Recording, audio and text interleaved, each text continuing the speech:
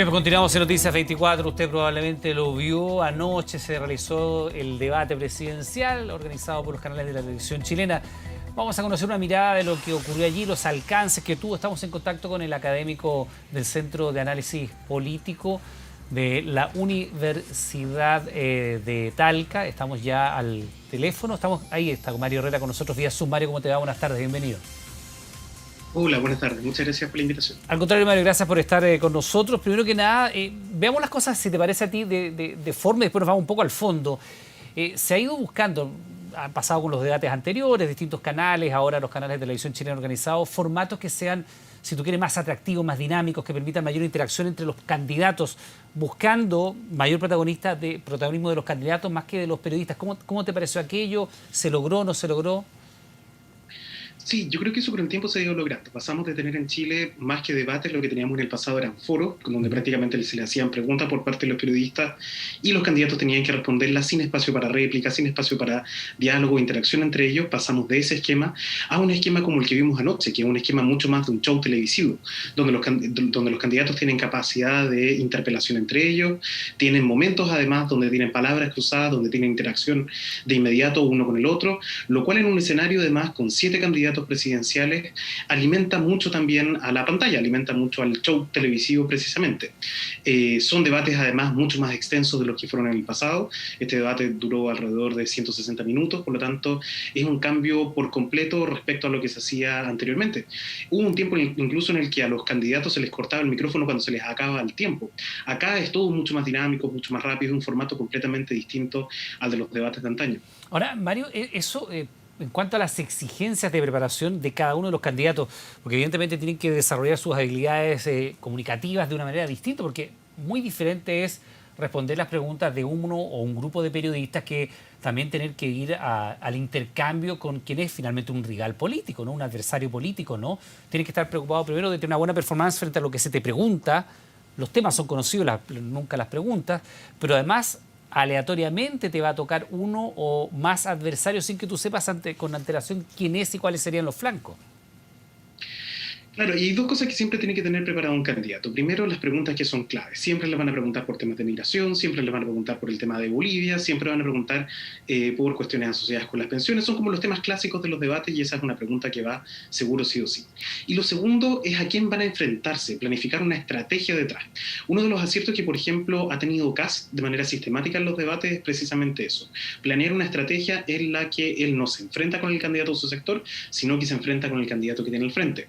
Algo parecido pasa con Jasna Proboste, que no trata de provocar a Boric, no trata de provocar a Meo ni a Artés, hay como una especie de, incluso casi de pacto entre ellos de no agresión, y más bien lo que hace es ir a buscar a Sichel.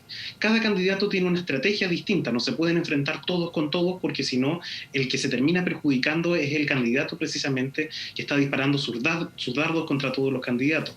Entonces, ese sentido estratégico es muy importante para los candidatos. Mario, ya que entraste ahí en el fondo mismo, ¿no?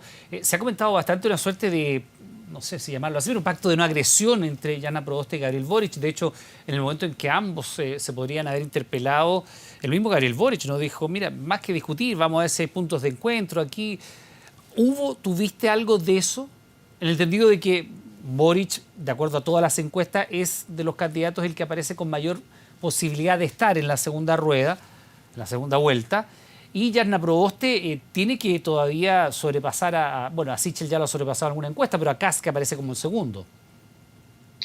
Sí, lo que tiene que tratar de hacer Jasna Proboste es situarse desde el centro y tratar de captar precisamente ese tipo de electores. Y esos electores no los va a captar peleando con Boric. El elector que ya está más hacia la izquierda es un elector que en el fondo es perdido para ella. Lo que ella necesita es posicionarse desde el centro y entrar a discutir con los candidatos de derecha. Y me da la impresión de que eso es lo que está haciendo precisamente en los debates.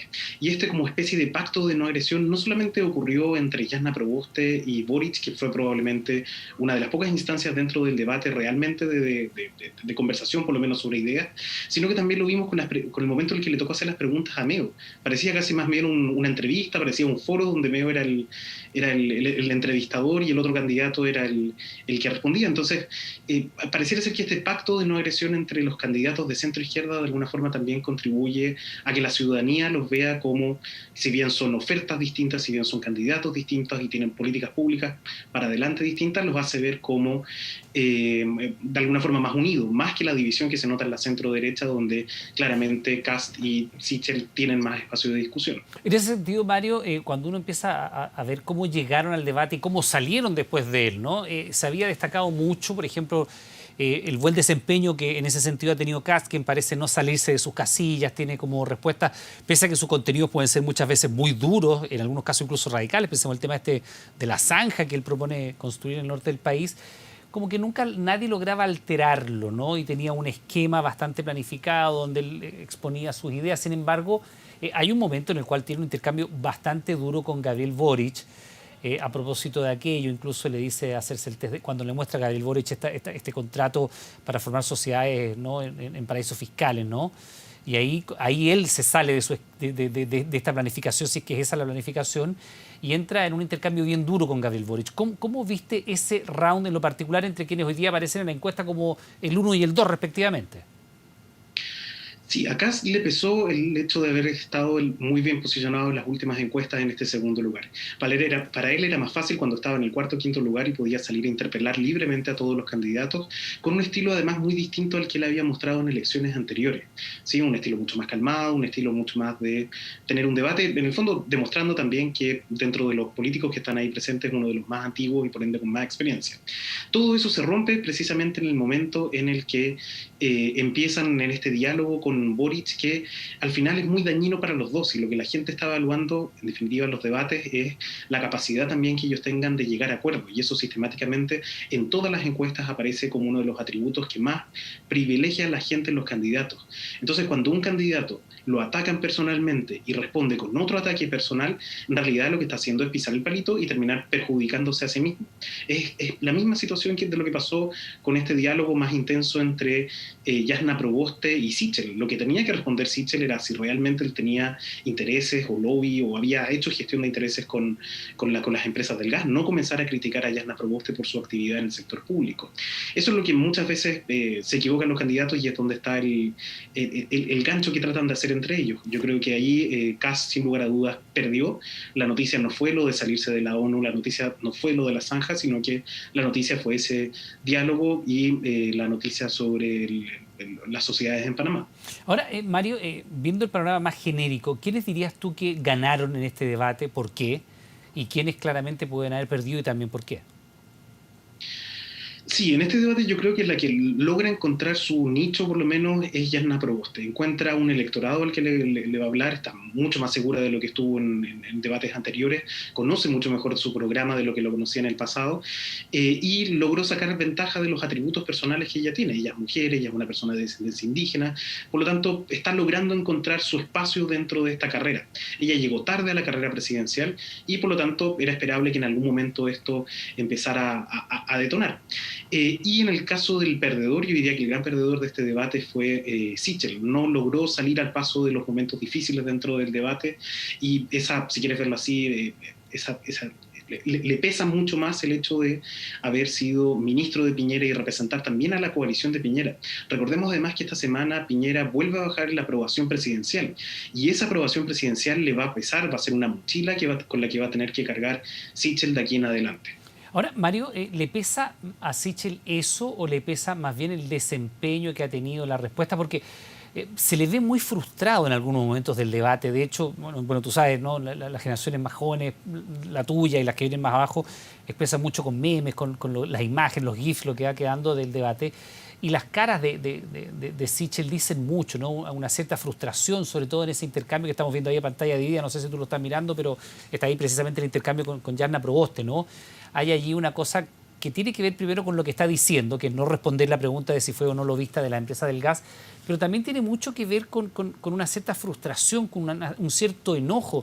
Y eso eventualmente se transmite no solo al televidente, sino que potencialmente potencialmente también al votante. Recordemos, por ejemplo, lo que pasó a Daniel Jadue en un par de debates donde se enoja y es bien sabido que en esto el que se enoja pierde, ¿no? Sí, ese dicho bien tradicional del que se pica pierde aplica siempre para los debates, siempre para los debates presidenciales. Ahí hay que tener cuidado con una cuestión. Hay una masa de nuevos votantes que ingresó al plebiscito y que perfectamente podrían votar en esta elección. Y esos nuevos votantes son personas precisamente jóvenes. Y si a eso le sumamos de que en Chile votan más las mujeres que los hombres, eso puede ser una pésima señal de parte de Sichel. Al final, él no solamente le está respondiendo a otra candidata de una forma que no corresponde, sino que además empieza a subir el tono de voz en el momento del debate. Eso puede ser muy perjudicial para su propia campaña. No solamente por el tema del contenido, no solamente, como tú muy bien decías, porque no está respondiendo a la pregunta, sino además por la forma en la que lo está haciendo. Ahora, Mario, tu percepción, porque evidentemente hay debates que históricamente ha sido así, ¿no? Que marcan una elección, que cambian el rumbo de una candidatura, que potencian otra, que finalmente terminan sepultando alguna, en fin. ¿Pasó algo de esto en este debate? Porque las últimas encuestas habían situado, por ejemplo, Gabriel Boric permanentemente en el primer lugar, pero con un decreciente apoyo, no dramático, pero un apoyo que iba cayendo, pero se mantenía en el primer lugar. Sebastián Sichel cayó al cuarto lugar. La noticia era que Kast pasó al segundo lugar, o sea, la segunda vuelta sería eventualmente Boric-Kast. Y Yarna Proboste, que ahí estaba, ¿no?, pasando a Sichel y acercándose un poquito a José Antonio Kast. Serían los cuatro que están más, si tú quieres, en la competencia, porque todavía las candidaturas de Marco Enrique, la de Artés, y bueno, la de Parisi, que no logra desplegarse si el candidato ni siquiera está en Chile, ¿no? Pero parecieran ser que están más rezagados en sus posibilidades reales de llegar a una segunda vuelta. Este debate marca a estas cuatro candidaturas que van en posiciones más de avanzada de alguna manera. Sí, mira, lo que dice la teoría generalmente es que los debates lo que hacen más que cruzar el voto es confirmar una tendencia. O sea, si una persona estaba dudosa de ir a votar o no por un candidato, puede ser que se termine convenciendo o no de ir a votar por ese candidato según el desempeño que tenga en el debate. Entonces no es como que una persona de José Antonio Kast después del debate vaya a ir a votar por Boric. No va a ir a cruzar el voto solamente por el desempeño en un debate.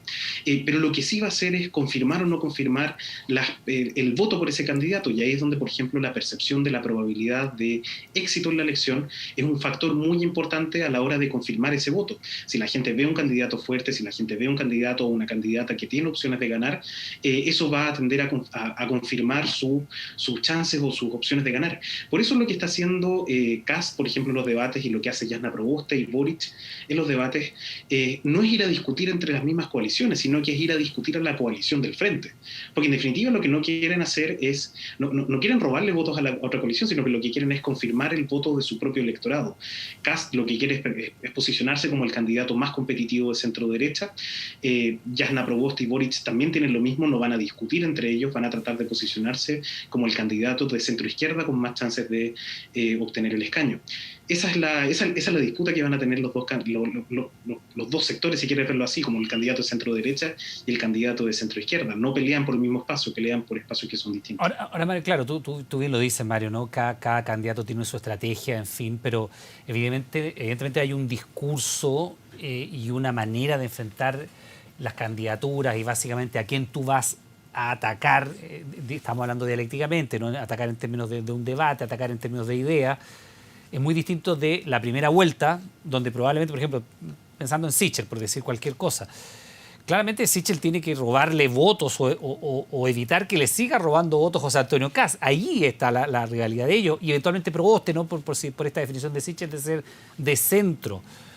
Y esas estrategias son muy radicales, muy radicalmente distintas de una eventual segunda vuelta, donde ahí ya hay una confrontación de ideas con una sola persona que claramente es tu adversario. En este sentido, ¿lograron desplegar esas estrategias los candidatos? ¿Y quién lo logró hacer mejor?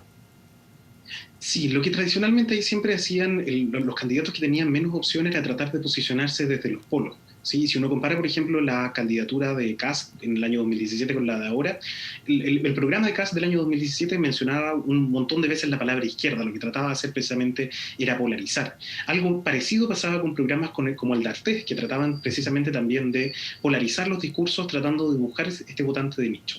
La diferencia con esta campaña presidencial es que hay 4 opciones, no tenemos solamente 2 o 3 opciones que son las más probables. Por lo tanto, lo que están tratando de hacer estos 4 candidatos, por lo menos los que tienen más chances de resultar electos, es tratar de posicionarse desde el centro hacia los extremos, sin polarizar los discursos, pero obligando al otro candidato a tomar una posición. Y una posición necesariamente involucra dejar a un tipo de electorado de lado. Y en eso tú tienes toda la razón. Para el candidato que se trata de posicionar desde el centro, o el candidato que es más natural del centro, siempre va a ser una complejidad lo de tratar de tomar posiciones, porque en la otra vereda va a tener otro candidato que tiene una oferta mucho mejor, que está ocupando ya ese espacio.